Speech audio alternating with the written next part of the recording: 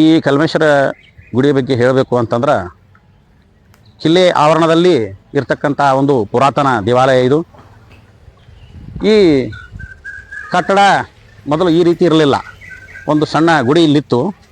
ಆದರೆ ಊರಿನ ಹಿರಿಯರೆಲ್ಲ ಕೂಡಿ ವಿಚಾರ ಮಾಡಿ ಅದು ಸಣ್ಣ ಗುಡಿ ಬೇಡ, ಇದನ್ನು ದೊಡ್ಡ ಗುಡಿ ಕಟ್ಟೋಣ ಅಂಥೇಳಿ ಒಂದು ದೊಡ್ಡ ಕಟ್ಟಡ ಕಟ್ಟಕ್ಕೆ ಅವರು ಪ್ರಯತ್ನ ಮಾಡಿದರು.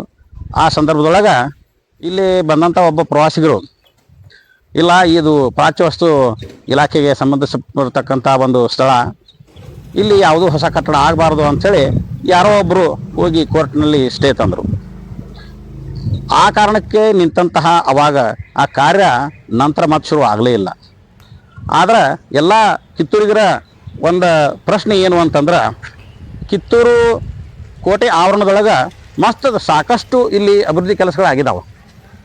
ಪ್ರಾಚ್ಯ ವಸ್ತು ಇಲಾಖೆಗೆ ಅವರು ಏನು ಹೇಳ್ತಾರಂತಂದ್ರೆ, ಇಲ್ಲಿ ಯಾವುದೇ ಒಂದು ಸಿಮೆಂಟಿನ ಕೆಲಸ ಆಗಲಿ ಅಥವಾ ಯಾವುದೇ ಕೆಲಸಗಳು ಆಗಬಾರ್ದು, ಇದು ನಮ್ಮ ಕಾನೂನು ಬಾಹಿರವಾಗಿರ್ತಕ್ಕಂಥದ್ದು ಅಂತ ಅವ್ರು ಹೇಳ್ತಾರೆ.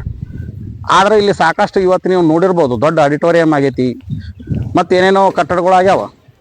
ಅಂದ್ರೆ ಈ ಕಾನೂನು ಈ ಗುಡಿಗೆ ಅಷ್ಟು ಸಂಬಂಧ ಪಡೆದೈತೋ ಹೆಂಗೆ ಅಂದ್ರೆ, ಬೇರೆ ಅಭಿವೃದ್ಧಿ ಕೆಲಸಗಳು ಸಾಕಷ್ಟು ಆದರೂ ಕೂಡ ಇವರು ಕಾನೂನು ಅದಕ್ಕೆ ಸಂಬಂಧ ಪಡಂಗಿಲ್ಲ. ಹೆಂಗೆ ಅದಕ್ಕೆ ನಾವೇನಂತೀವಿ, ನಿಮ್ಮ ಕಾನೂನಿನ ಚೌಕಟ್ಟಿನೊಳಗನ ಬರೋ ಹಂಗೆ ನೀವು ಇದರ ಜೀರ್ಣಾಭಿವೃದ್ಧಿ ಅಂದ್ರೆ ಇದರ ಒಂದು ಅಭಿವೃದ್ಧಿ ಸಲುವಾಗಿ ಏನಾದರೂ ಒಂದು ಯೋಜನೆಗಳನ್ನ ಹಾಕ್ಕೊಳ್ರಿ.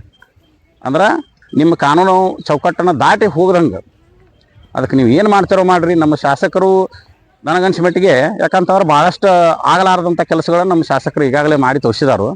ಅದಕ್ಕೆ ಅವ್ರು ಮನಸ್ಸು ಮಾಡಿದ್ರೆ ಇದೇನು ಅವ್ರಿಗೆ ದೊಡ್ಡ ಕೆಲಸ ಅಲ್ಲ.